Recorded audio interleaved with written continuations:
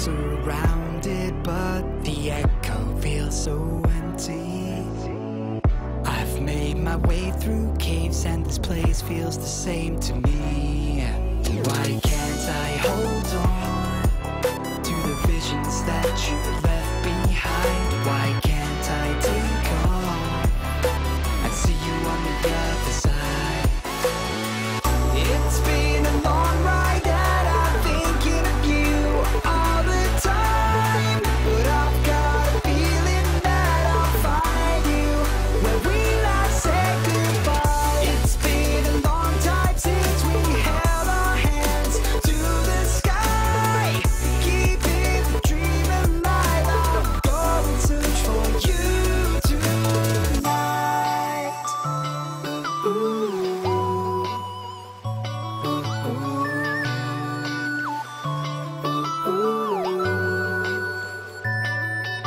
And I'll give it my all till I find you, and give you my all when you're here. When we finally realize that we've been learning to fly, we'll have already reached the edge of the atmosphere. It's been a long ride and I'm thinking of you all the time, but I've got a feeling that I'll find you where we last said goodbye. It's been a long time since we held our hands to the sky, keeping the dream alive. I'll go and search for you tonight. Ooh.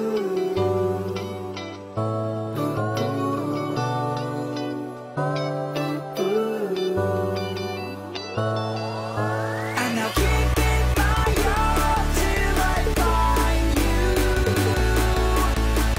give you my all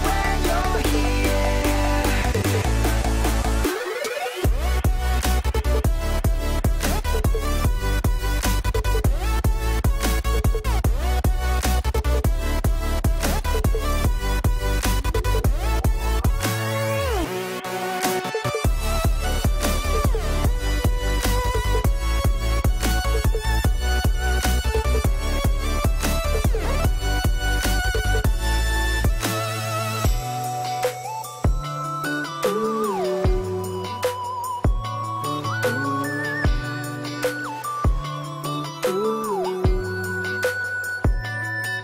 I'll give it my all till I find you, then give you my all when you're here.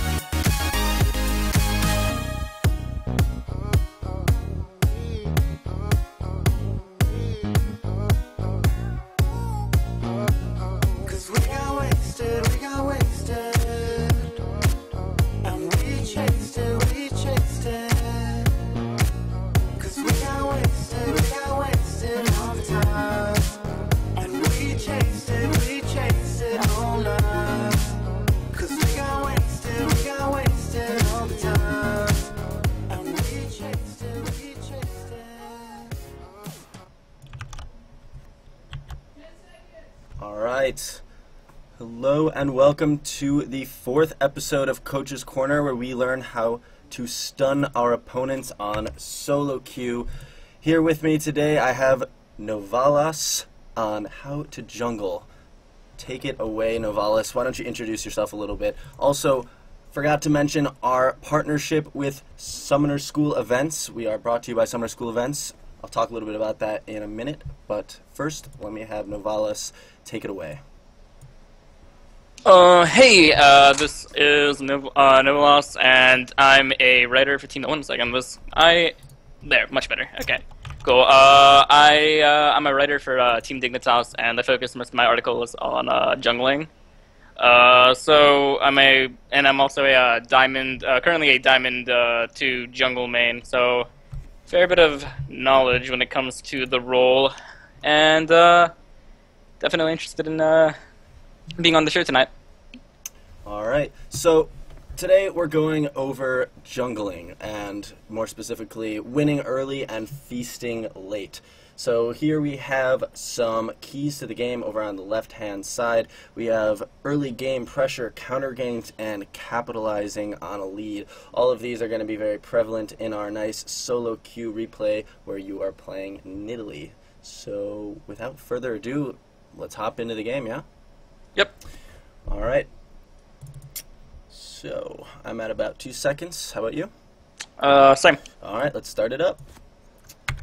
Alright, so let's get some sound in here. Alright, so as we load into the rift here and Kalista and Soraka decide to be bond buddies, let's go ahead and go over your runes and masteries and a little bit about the matchup. Alright, so in this game, I believe I'm running AP Quints, 80 marks, armor seals, and AP glyphs. So I'm not running any magic resist in this game. So I think in total I have 26 AP, 8 AD, something like that, and then 9 armor. And it's basically for early aggression. I'm kind of camping on the fact that I shouldn't ever really be in range to take too much magic damage. And it really makes you, it kind of takes advantage of Nidalee's early game. And then my masteries are 2190, and it's more of a page where I kind of have points in both my AD and AP to, once again, take advantage of the early game that Nidalee has, as well as the ratios that she has on her AD. She has AD ratios and AP ratios on her Cougar farm abilities, so... That's basically that for my masteries. As for the matchup, Evelynn versus Nidalee is kind of an interesting matchup. Actually, Nidalee kind of stomps on Evelynn early game. Though Evelynn has the potential to kind of also kill Nidalee too. It depends on who jumps on who and if whether or not Evelynn can actually avoid getting the hunted debuff applied to her, which is the passive that Nidalee has. So basically, if she dodges my spear, she has the capability to easily kill me. Yeah, and funnily enough, we are actually both jungle mains and both play a lot of Nidalee and Eve ourselves. So, first question here I have for you is, you are starting red buff. Can you talk to me a little bit about why you're doing that? Because I know most of the time, a lot of players will start Krugs or Gromp. Yeah, so in this game, I'm starting red buff mainly because I'm a really aggressive jungler, and Nidalee's a very aggressive pick. So in this game, I actually was planning initially to go for an invade on Evelynn, because Evelyns generally get pretty low during their first clear. That is true. As you can see, though, I'm not actually going for the invade here, because I actually noticed that their bottom lane, their Fiddlesticks and their Lucian, did the Gromp camp, which meant that Evelynn was starting on her blue buff, or potentially starting on the other side, except Yorick showed at the same time as well. So she was definitely starting on the bottom side and starting at blue buff, which meant that there was a potential that she wasn't going to be in her bottom side jungle, because she could totally forgo going the wolf camp and then go for a different clear. And so I decided to not risk it instead, and just went for my full jungle clear instead. Well, just a normal jungle clear instead, where I think I went buff, camp buff this game instead. So yeah, and we'll definitely be talking about this more in the broadcast, but just being able to read your jungle opponent and know where they are is extremely important, and just being able to see health bars, health being taken away from the bot lane gives you information. So learning the little things as jungling can be extremely important. So now we're actually going to see you head topside as you take the Scuttler Crab to get a little bit more HP here. Talk to me about this 3-minute gank, and it's sort of a standard gank, but talk me through it a little bit. Yeah, so in this while I was killing Scuttle Crab, I was looking up top lane, because I saw that Garen and Yorick were in a skirmish, and generally when people are fighting, they're not really like too focused on the map. And so it basically resulted in me just being able to get up the top side pretty fast and just get a really easy kill on the Yorick because he was relatively overextended. He was sitting there fighting the Garen, so there was zero chance. It was very unlikely for him to know that there was going to be a gank coming at that exact moment. So overall, it was just a really well-timed read on the situation. I mean, it was a good read on the situation and a pretty well-timed just rotation over there and free kill basically. Yeah, not to mention the lane too was sort of set up in a way that it made it pretty potent for you just to come through that river there. Yeah. Another small thing I just want to say is that you prefaced that gank by autoing him once with your red buff for the slow, and I think maybe more towards the lower elo, but red buff is a huge help in early ganks, well really any ganks, but especially early. Not only do you get that DOT and damage, but it slows, so when you're trying to line up a skill shot, hitting that first makes it a lot easier. Yeah, I definitely, when I went in for that gank, I definitely was just like, I autoed him once, like, yeah, the burn is nice, but it was really the slow, because as much as I want to pretend that I'm the best League of Legends player in the entire world, I can't always land the skill shot, so the slow definitely helped, and it actually really made the Yorick feel more pressured, and so he actually just immediately, instead of trying to attempt to dodge my spear or anything, he just immediately flashed. So I basically just burnt a free summoner and got a kill out of it too. Yeah, definitely a good gank. So another thing just to note is that if you look at all of the camps right now, the only camp up right for you is the one that you're doing. So just making sure you're farming after like a gank like that and not wasting any time, never doing nothing is I think a really big point of just being a jungler, making sure you're trying to do something around the map. Now talk to me while you're hugging the top side of this map right now. So Yorick has no flash, and basically I'm wanting to I'm wanting to do one of two things. I'm either trying to go for a kill on Yorick if he overextends, like if there's no ward there or anything, and I can just go for either a lane gank or another river gank, or I'm actually potentially going for a counter gank because if this could be one of those situations where the top laner is getting frustrated, saying I can't do anything, blah blah blah, jungler I need your help, and then the Evelynn might feel pressured to gank. Obviously in this scenario that's not the case, but there's the possibility that could be happening. So I'm sitting here ready to do something. Like I want to either get another kill on Yorick because he has no flash, or no escapes, but no flash basically, or either or save Garen from the inevitable Evelynn gank that's gonna be happening at some point. So here you said you're not the best League of Legends player in the world, but you landed crazy good spear through there, and Garen had just gotten level 6. So again, just sort of a repeat appearance with some crazy good skill shots into a very easy kill. I just want to note too, you go directly to the enemy Krugs. Talk to me a little bit about why you did that and how you knew that was safe, and sort of the benefits of doing that. Well, so since I had just gone that gank through, and like there was no, so I just did that gank. There was no sign of Evelynn, like, so that meant that she was either on the way or she was doing something else on the other side of the map, taking advantage of the fact that I was just top lane.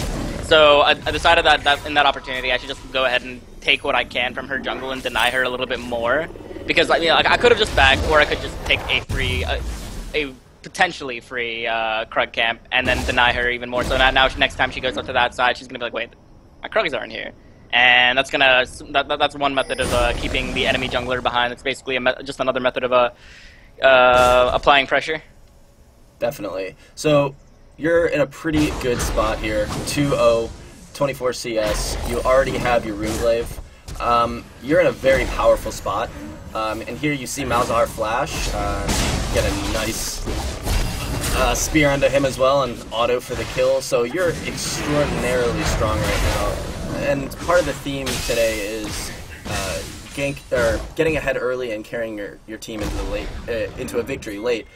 Talk to me right now about what you're trying to do around the map as the person with the kills and the money. Basically, like the main goal is to while focusing up on trying to carry early, like with the lead that I managed to get, I need to basically use my gold to get all of my lanes ahead in some way, shape, or form. And speaking of which, here you actually pick up the double kill and the BM, so obviously worth. I know we were talking a little bit through it, but talk to me a little bit about why you went bot there. I know you saw Fiddlesticks on the ward and then immediately headed down there. So why don't you talk me? It's a little late, but why don't you talk me through that just a little bit? So what just happened there is I had just gotten done with killing Malzahar mid, and then I saw the Fiddlesticks. He just hit 6. I just watched him walk past the Tribush ward, and I could just guess that there was going to be a potential ultimate, because like Soraka was relatively low, so I was going to guess that there was an ult over there, and I was thinking it's possible that I can skirmish salvage something from this. So I basically just hauled my butt all the way down there, and tried to see if I could do anything. Obviously, it resulted in a freak. First I saved Ballista, second I got a double kill, so that was pretty nice. Yeah. So unfortunately we're not talking through that, but there was a ward here that Fiddlesticks walked by, and Soraka was at like pretty much no HP here, so the threat of a dive was pretty high. So being the all-star jungler that you were, you read into the situation and hiked your butt down, as you said, and ended up in a double kill, and you're now 5-0, a commanding start to this game. Nidalee definitely can be a carry jungler, and we're seeing that here right now. So let's talk a little bit about your vision control this game, because you've had, I think, 2 or 3 backs now, and you've picked up a ward every single time. I think you picked up 2 pink wards and 2 backs, and you have a ward sitting in your inventory now. As you make your way to Dragon, we'll talk about this too, but talk to me about how important early wards are, and especially as the jungler, your role as a facilitator in putting down those wards.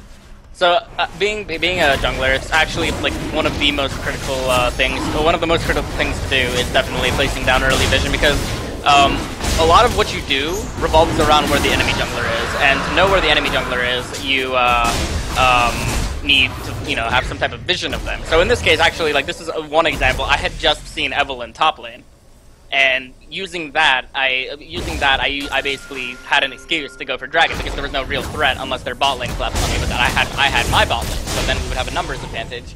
So, like, basically, like, that's the main reason. That's actually like the number one reason you want to have like vision either everywhere on the map, like in the river, on their camps, specifically on their camps, actually, as a jungler, again, especially as against an Evelynn, who you literally need to ward their camps to be able to get real information on them.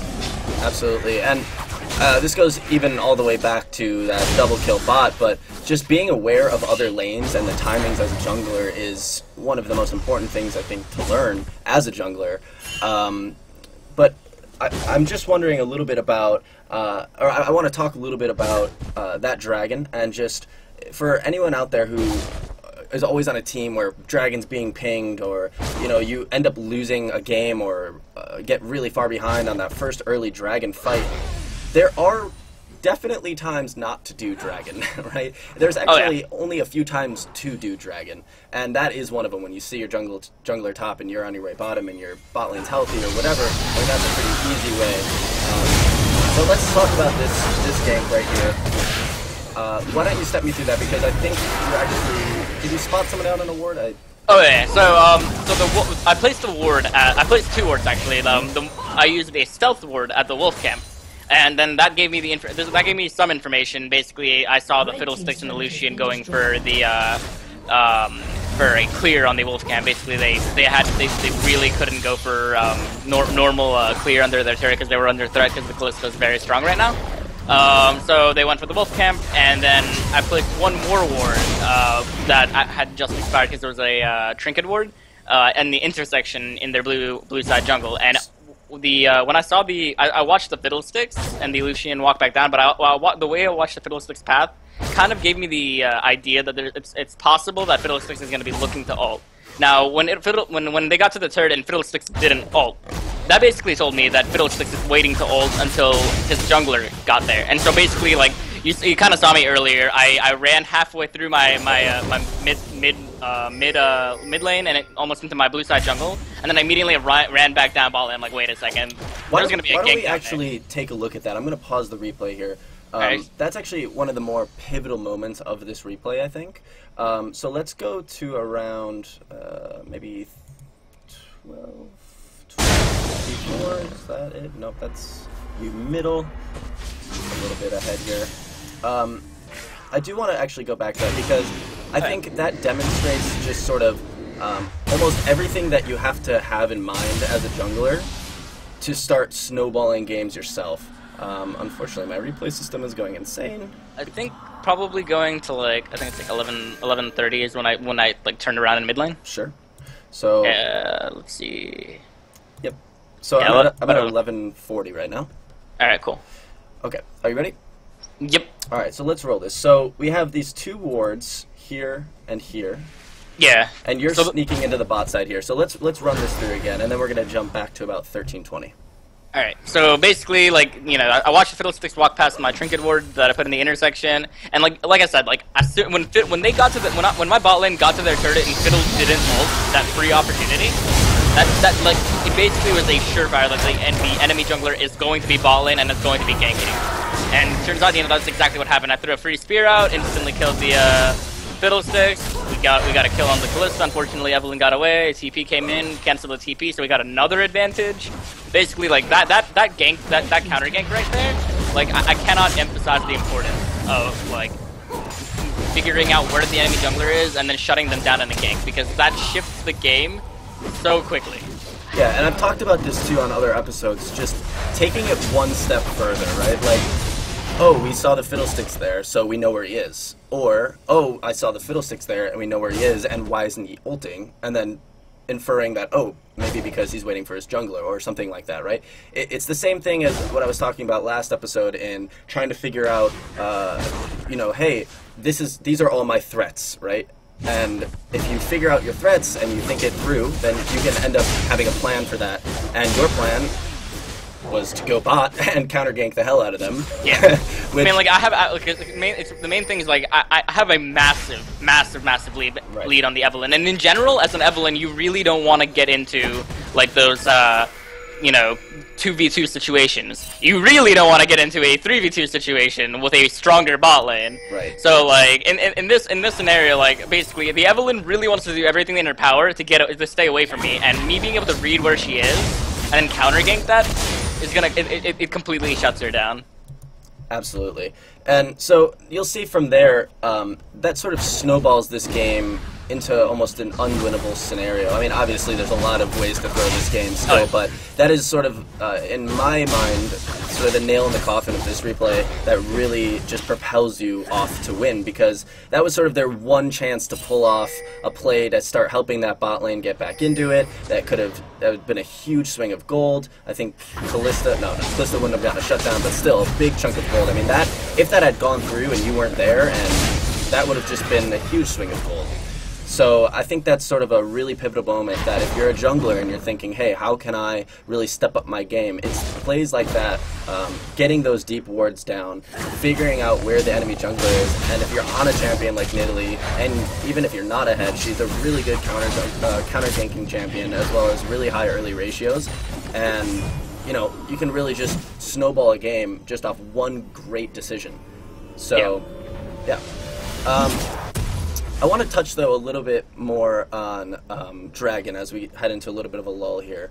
I think you're about to get the second Dragon here in a little bit. Yep. So, second Dragon should spawn soon, but obviously you're going to set up the Dragon as a jungler. You're going to have some ward coverage and things like that, but I think in lower elo, it's sort of like a really bad noob bait. Because at the end, like, if a dragon spawns, there just ends up being a fight around it. Yeah. And I think trading objectives or letting dragons go needs to really be talked about, because, I'll let you do that, but just knowing when to let a dragon go, or knowing when a dragon's worth it, is a huge thing to understand, because it'll literally lose you a game sometimes. So if you don't mind talking a little bit about that while you pull off some sexy plays in the meantime. Basically, we have to basically understand the value of dragon. We have to look at how much the first dragon is worth. So the first dragon is worth about approximately 350 to 400 gold in stats to every person on your team. So like 1,800 to about 2,000 gold ish, something like that. And so the first dragon really important. The second dragon, not so much. Not so much at all. So you really have to make instead of going for a second dragon or a third dragon and trying to contest it and go for a silly team fight or something like that, or even like a suicide attempt to steal. It's possibly better to just go for like an objective, like taking a turret, which is what you see in a lot of like even like competitive games and stuff like that. Like people like instead of trying to contest the dragon, they completely ignore that and then they just like all group and just push down mid or like push down bot or something and take a turret instead. Yeah, and I think one of the bigger things I've seen while climbing through the ladder or smurfing on accounts or whatever is just that, is people knowing when to give up dragon. And you'll actually see here, actually I think it is this dragon, so you see Garen on the top side is going for that turret, and you just lost your 80 carry. This is not a fight you want to take. You can see your team isn't really contesting. You're there because, well, you're a boss. And walk me through what happens here. So, yeah, so Kalista just got him cut out. I actually was talking to the Kalista right at that moment in chat, telling her to bait it out, and didn't realize Evelynn was there, so I got the Kalista kill. She baited, that's for sure. Yeah, for sure, yeah. So at this point, I'm really massive. I have a 2-level advantage over the Evelynn. It's a really easy steal, so I just, you know, I go for it, I die. I actually die halfway through, like, you got jumping stuck through in the wall. Got stuck in the terrain while getting ulted by Malzahar. But yeah, but you can see, though, yeah, Garen like, gets that top tower. So, I mean, yeah, like, obviously... realistically, like, yeah. in that situation that just happened, it was kind of like you have to look at it like this. This is what happened there. I gave them a 500 gold shutdown, spread with assist for their team and all of that crap, but I denied them their first dragon, which denied them about 1,800, 2,000 gold in stats, and I got a top lane turret, which gave us each like what 150 gold or something like that. So I guess in this one scenario, contesting that dragon and to avoid giving them the 2,000 gold and 2,000 gold in stats was a pretty good idea. Wow, I failed that jump. Brilliant. Okay. Yeah, so in that scenario, like, it was a decent idea to steal it. It would have been a horrible idea if I stole it and then my team jumped in with me trying to contest and just suicided, and everyone would have died. So instead, like, if like in those situations where you are trying to do one of those hero steals, you definitely want to make sure that you're the only person going for it and your team is on the same page. So make sure if you're doing stuff like that, you want to kind of communicate to your team that they shouldn't go in with you. Because that's what one thing I've noticed a lot of people do is even in like higher healers and stuff. Sometimes your support or your mid lane gets all hypey and goes in with you, and then everyone dies, and then, you know, instead of it being a 1 for dragon, it turns out to be like a 4 for dragon, and you're just like, huh, not sure if that was worth.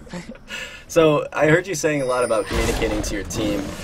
Jungler, the position of babysitting every lane, definitely needs some communication. So talk to me a little bit about what you were telling your team this game, just so we're not talking over this.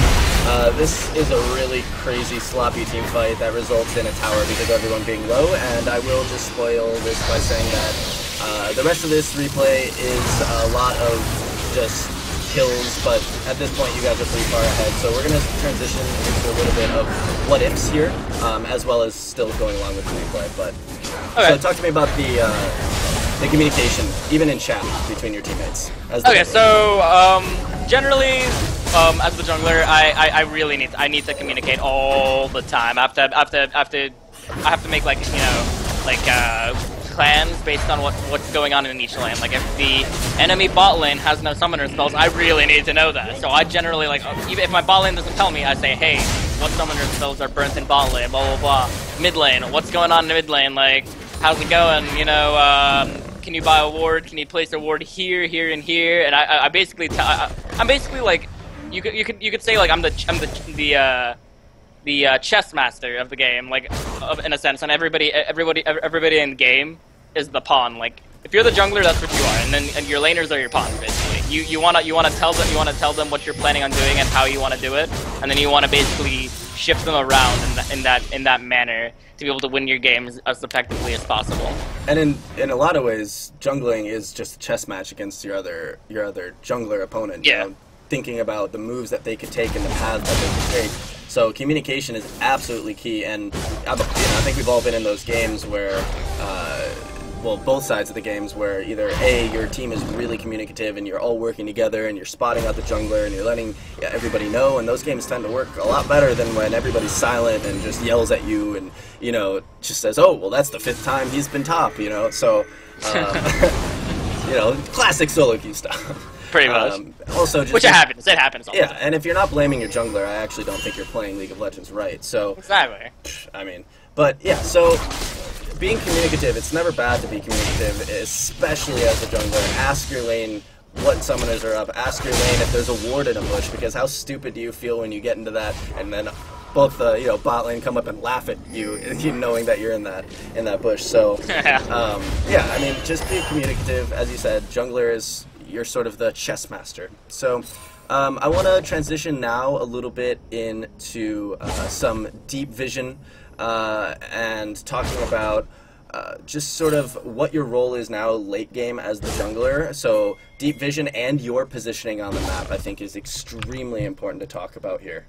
Yeah, so as for deep vision, basically like making sure that I have decent ward coverage. At this point, these games when they get this late, they're generally decided off of whoever gets picked off.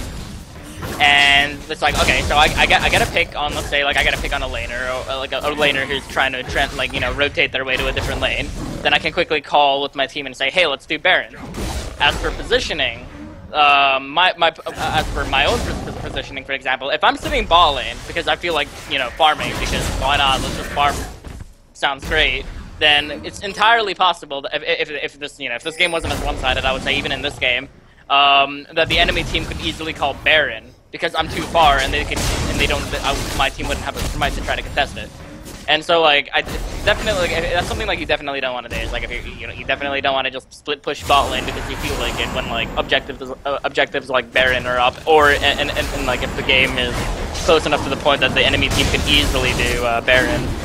And like honestly, that's something that like you have to worry about as early as 20 minutes from the moment Baron spawns, especially against certain like team comps. Like heck, I've had to deal with those legendary Heimerdinger Shyvana team comps where like the Baron dies in like 8 seconds and I'm like, all right, that's cool. Like it spawns at 20 minutes. I'm like, hey, we should probably get a ward over there. And the next thing you know, enemy is playing Baron Nashor, and I'm just like, all right, cool. I hate this game. And that's super important too, is knowing your enemy and their Baron potential or their objective potential, because you don't leave a Tristana to go whack away at towers. Same way you don't leave a Karthus or Shyvana or anything like that to go be near Baron for 5 minutes, right? Yeah, and like if the enemy team is a Heimerdinger, you need to respect the fact that they can easily do a 20-minute Baron. Right. Or and if they have like a Mastery, etc., like... This is awesome, by the way. This play right here, best part of the entire replay. Just watch this magic. This is purely for entertainment because this is magical. So, nearly with the plays here. Nova making some plays happen. Yeah, I'm not really sure why this play even happened. Like I was almost dies to Baron too. Oh god. So, but I just want to finish up that point by saying too, in this in this meta now, where very standard meta where top laners are taking TP, if their top laner is bot splitting you and everybody else is top, you as the jungler are not the one to go down and deal with that. You literally just give them an objective. The only scenario, there's only one scenario that I could possibly think of where I would actually go bot lane, and it's if my top laner is too weak to handle them, but my team is strong enough to actually keep them off of Baron. Not necessarily, like if they don't necessarily have to go for Baron, but they have to just make sure that the enemy team can't go for Baron. Right. Like, well, one scenario I can think of is like, let's say my team, I have like let's say I have a Vayne or something, like there's like 5-0 or 10-0 or something like that with like 300 CS, ridiculously strong. They have we have a pretty beefy frontline, Malphite top, whatever. And then like let's say the enemy Yasuo top lane is splitting and like no one can handle him except me, and I'm Rengar or something, and I go bot lane, I just go assassinate him, and I just rotate up and take Baron, because that's like how I would handle that situation if I had to be the only one if I could be the only one that could actually stop him from taking turrets. Right. And a lot of what we're talking about is very speculative, but that's what sort of jungle is. It's a lot less clear. Jungle is almost like a flowchart when you play it. Is enemy top? If yes, are you top? Yeah, a lot of jungling. The early game jungling is basically just a bunch of just asking yourself a random questions, and Like like not all of the scenarios will hold true. There are so many different possibilities in every single game, and you basically just gotta ask yourself certain questions like for ganking as an example. You know, like, are there wards? What summoner skills do they have? What CC do we have between the laner and myself? What is our kill pressure in total?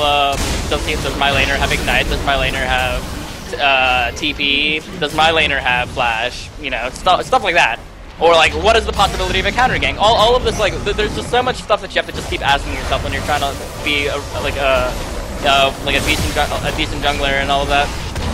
So as this replay comes to an end, there are some things that I want to talk about still about it.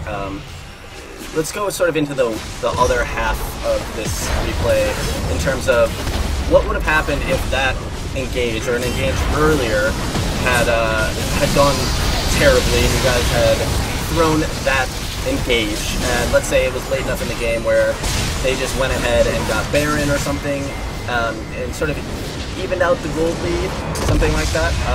What can you say about how, as the jungler, how to either keep yourself into the game or sort of the steps you would take?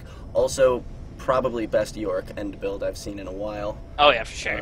But let's just take a few more minutes here before we get into the questions and going over the keys to the game, to talk a little bit about, because this was sort of a one-sided game here, but still a lot of insight into the early game. Let's talk a little bit about late game, if you're either ahead or you're behind, things like that. Alright, so I'm gonna answer your first point, which you asked me for if we had actually thrown, and, like, you know, like if the enemy team managed to get Baron or something like that, how I would handle that. The key thing is, like, this isn't even like a jungler specific thing. It's more like I really would tell my team, I'd be like, okay guys, listen, we threw right there. We don't have to throw the entire game. Let's calm down, take a moment, figure out what we did wrong. Don't engage them or get caught or do anything while they have Baron on them, because that's when you make it a throw, it's like, okay, you just threw, like, you know, you just threw a little bit, right? Like you threw like a little bit of crap out right there. You kind of got screwed right there. But you know, if you get caught and you die and it snowballs into a lead, you know, next thing you know, the game's over and you lost despite having a 10k gold lead at first. So it's like, stall out the Baron and then just like get vision control as the jungler, and this is what I would do as a jungler, is I would get some vision control, you know, whether it be from smiting my wolf camp, so I get the little, you know, roaming wolf sprite thingy that tells me that people are in my jungle, and like, oh, what danger, there's creepy guys on your jungle, ah! I'm like, alright, cool, sweet. Or like, you know, just buying stealth wards, pink wards, etc., and just making sure that nothing's going on, nobody's getting picked, my AD carry isn't running to get my red buff for some reason, despite the fact there's no vision in my jungle, that kind of stuff. But yeah, like you just gotta stall, like, and just control what you can, control the parts of the map that you can. You obviously have to give up pressure in some areas. You can't hold everything. Sometimes you might have to give up a couple of tier 2 turrets, but you can't just you know YOLO contest everything. Yeah, because that'll just result in you losing the game. Absolutely, and things too, you know, like continuing to do what you were doing well as a team.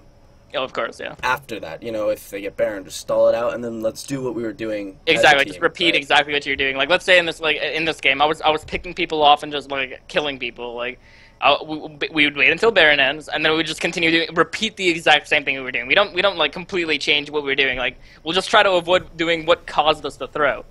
Like, let's say you're playing against the Rumble. Okay, no more fighting in corridors. That the Rumble just got a pentakill. No more doing that. Let's just now let's just fight in more open spaces that don't involve us getting 5-man oven baked by, you know, a Rumble. Right. Like, just as an example, yeah. So last, before we get into the keys in the game, I want to go off on lane ganks and, like, so a losing lane or a winning lane and what that means and how you want to be ganking them. So, for example, you know, if a losing lane is to the point where they can like maybe 1v2 you, what does that mean? Or if you have a lane that's winning a lot, is that an opportunity for you as jungler also to come in and wreak some havoc? So let's quickly talk about that, go to the keys to the game. Please post some questions in chat, we'll get to those, and then round this thing out. Alright, so key thing, as a jungler, this is my personal rule. Some other high elo junglers might disagree with me. Always gank a winning lane. And the thing is, like, you'd be like, wait, like, why gank the winning lane? It's a waste of time. Like, he's already winning. I don't have to help him. It's like, well, you're not trying to help him. You're trying to help yourself. Especially if you're like a hyper carry, like really, you know, needy, high risk, high reward jungler. Like if I'm playing Rengar, I really want money. And so how do I get money? Do I risk ganking the losing lane, or do I go for the free gank on the winning lane and just, you know, snowball myself off of that and then proceed to carry the losing lane? Like that's basically how you want to look at it. It's like a losing lane. It depends. Like, you can gank a losing lane if you want. If you think that your gank can bring them back in the game, or if you think that you're strong enough that you can 2v1 if the enemy jungler shows up. Otherwise, it's probably not a good idea, because if you gank a losing lane and the enemy jungler shows up to counter gank you, you're both going to die, and then you're just going to be even farther behind. And the losing lane is going to be even farther behind, and you're going to be behind too now. So. And then you get blamed, and then the game's your fault, and then yeah, and the mid laner is like, report 9 times, report jungle. I hate this game. New jungle took my role, etc., etc. Got boosted.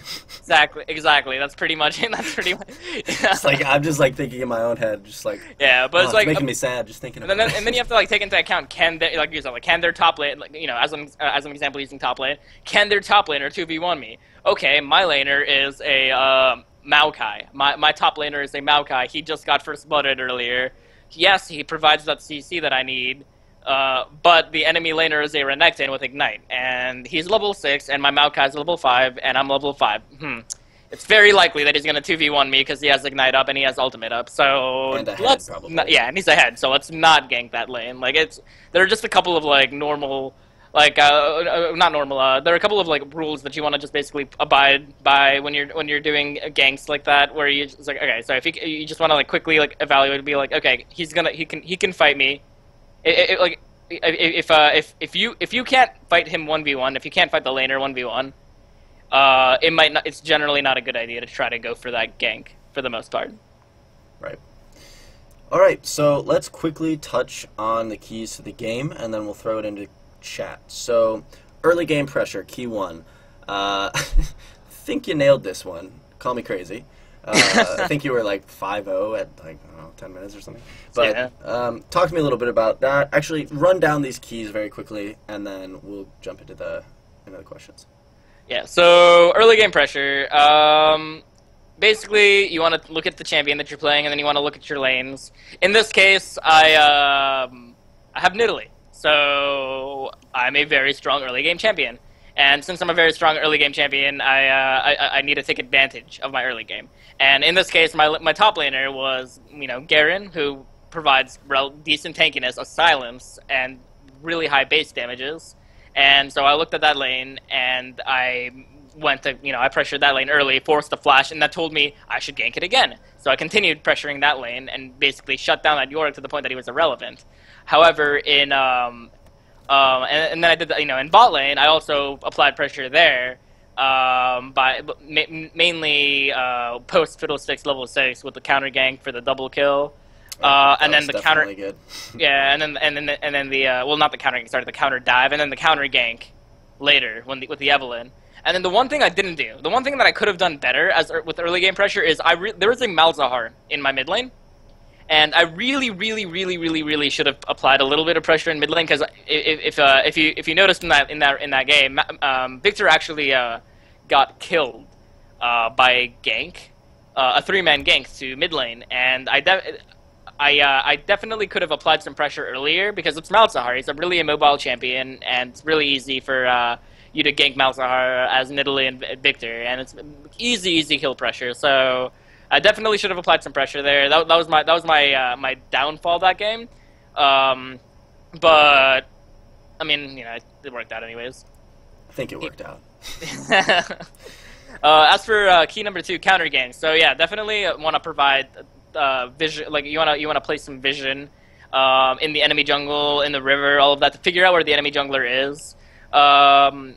Over time, you start actually like developing like kind of like, I guess, an intuition as to on where the enemy jungler is at all times. But like placing wards is the safest bet. You never know 100% where the enemy jungler is unless you have had vision of them recently to know, and then you can use like deductive reasoning to figure out where he went. And with that information that you get, you can then proceed to aim to set up a counter gank, especially against the champion like Evelynn, who in a 2v2 scenario loses almost every single 2v2. Just because like Evelynn is more notorious for being like an annoying half member that comes in for the gank until like post 6 with the rune glaive and all of that, where she actually does ridiculous damage. But like in the level 3, level 4, level 5, like Evelynn is not really that scary. Like yeah, she comes out, does her EQ, starts spamming Q at you and chasing you down, but like if there are 2 people there, that Evelynn is not going to do anything.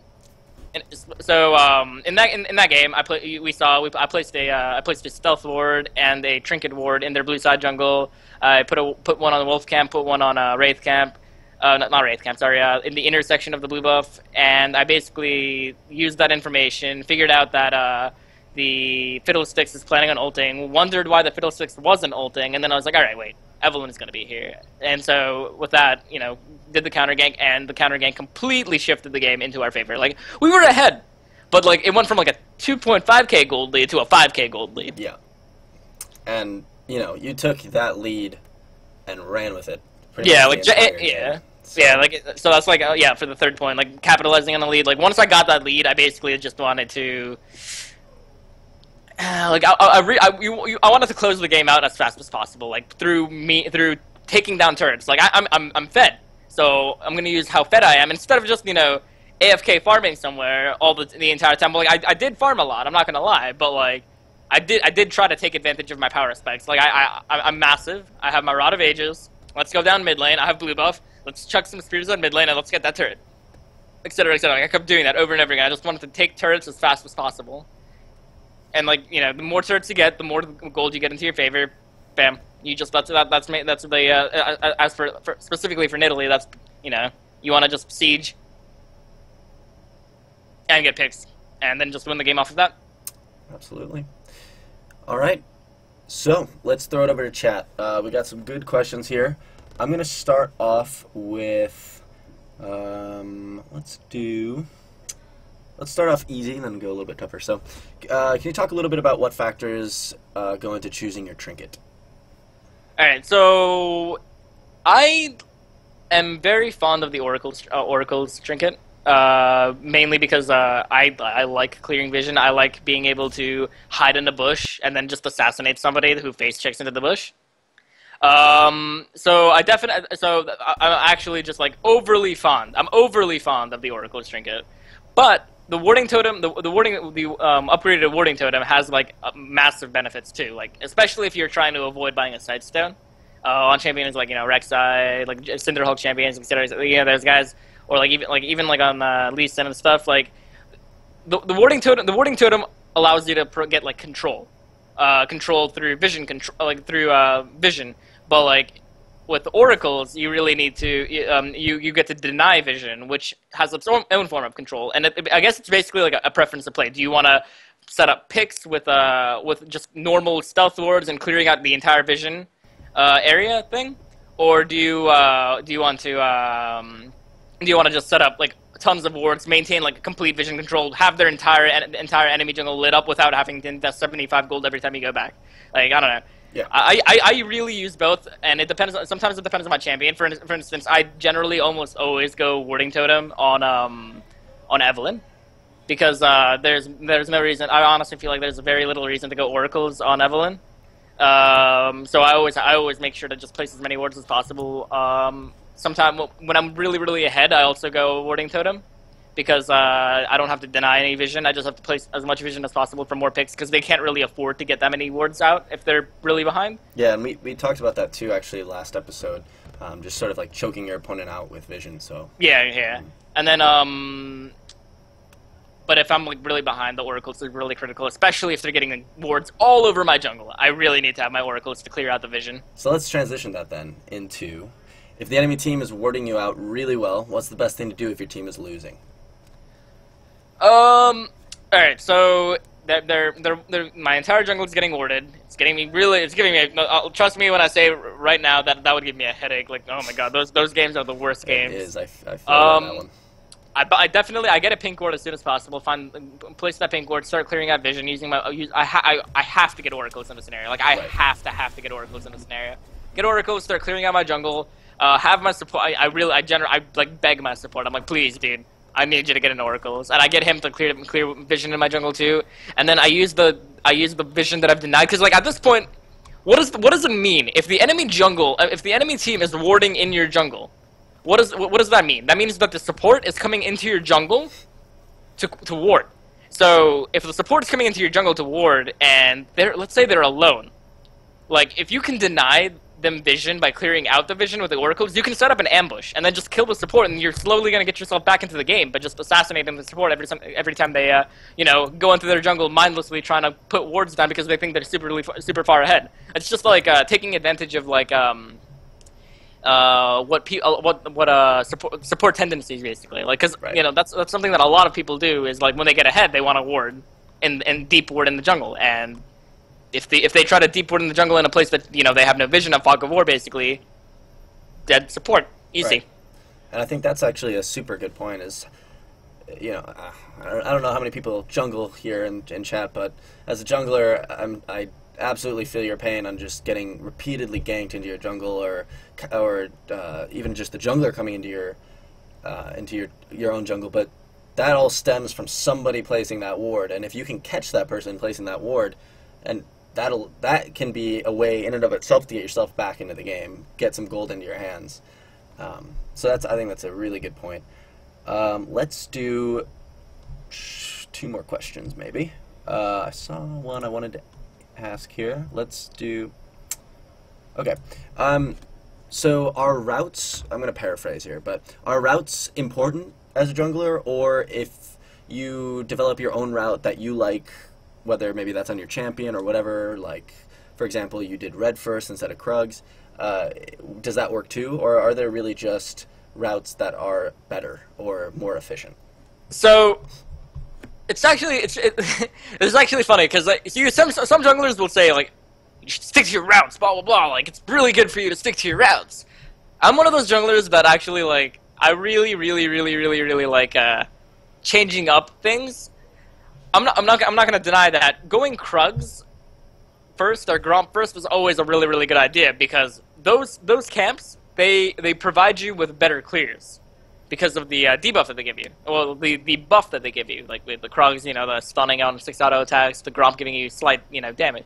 But like there are times where you're gonna like you want to change how you move. Like let's say you're against a Shaco.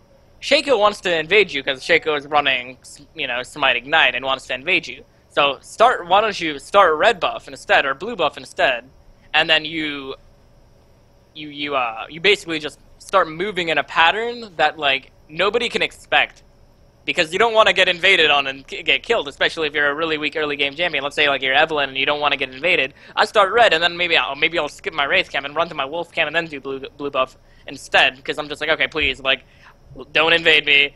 I swear I'm crazy. I don't even know what I'm doing, and I just like run to different camps because I'm just like, all right, I just gotta get my camps. I gotta get my clears done and just get through the early game, and I'll be good. So yeah, like jungle routes, like they're really not that important. All camps give like similar experience. All the camps give similar experience. No matter what you do, if you do 3 camps, you're gonna get level 3. Yeah, if I did Krug camp, Wraith camp, Wolf camp, I'm gonna hit level 3. Even if I don't do any of my buffs, I'll still hit level 3. The only downsides are if you don't do your buffs, if you don't do your red buff or your blue buff, you leave your red buff and your blue buff vulnerable. So basically, just on some champions not having that mana pool, or if you're playing a Mumu or something and you don't take your blue buff, you're probably exactly you're probably gonna be screwed. So it's probably a good idea to take that buff. But like you don't have to start Gromp. You don't have to start Krugs, and especially in higher elos, like it's highly unlikely you're gonna be able to start, like Gromp, because your bottom lane is gonna be like, I want to get Gromp camp, it's mine, gonna hit that level 2 advantage, so you're gonna be starting blue buff anyways. It's actually very common to start a buff nowadays. Okay, so hopefully that answers your question. Let's take one more question, unless you guys have one that you're dying to ask, then post it away in chat, and maybe we will have time. Let's see. Okay. This kind of goes along with what you were just saying. But let's say it's just a very average solo queue game.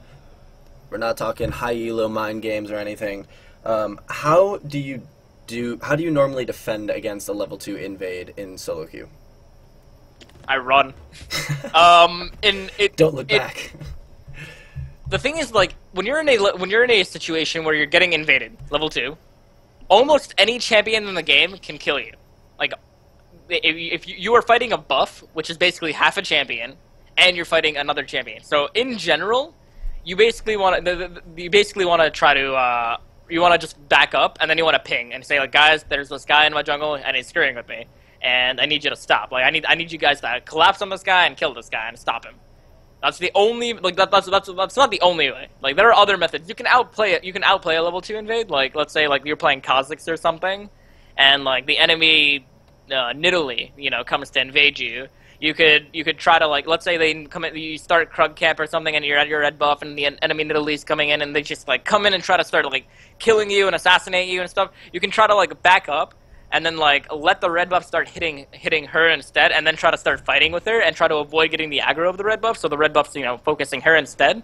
But in general, it's like, that's kind of risky. You could get first blooded. It might not be worth it. It really isn't worth getting first blooded for your red buff. Like, in no situations is it ever worth getting killed for your buffs early game, because they give you the exact same experience as if you were to take a Wraith camp or something like that instead. The only benefit is obviously the buff, but the buff really isn't worth 300 gold. Yeah, and I think that is a super important part too. It's just never ever worth it to die to give up a red buff or a blue buff, because, as you said, all the camps are actually worth pretty much the same. So, you know, you could see that as them, like, would you die over the Wraith camp, or would you die over Krugs or Gromp? Yeah. Probably not, right? Like, it's annoying. Pretty much a good way to look at it, yeah. Yeah, it's annoying maybe that they get that, and sure, they have a little advantage, maybe experience or gold-wise, but that's nothing that you can't probably, you know, get back from a good gank or something like that, you know? All right, let's do one more question. I'm gonna ignore that one, but it's funny. Let's do this. It's kind of a weird question, but maybe it doesn't happen where you play, you know, up in the attic of awesomeness. But is there ever a situation where opting out of a jungle item is beneficial? So not going a jungle item. And what does that do in terms of your smite utility?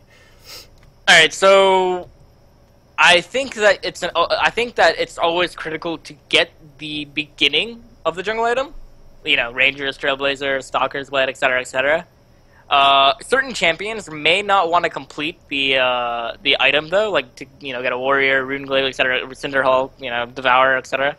Wait, that's all four of them. Why did I say? I don't know what I'm saying. But basically, like, all the rest, all the other ones, the hidden ones, all the ones that have been taken away. You have to use the Atari code to actually access them.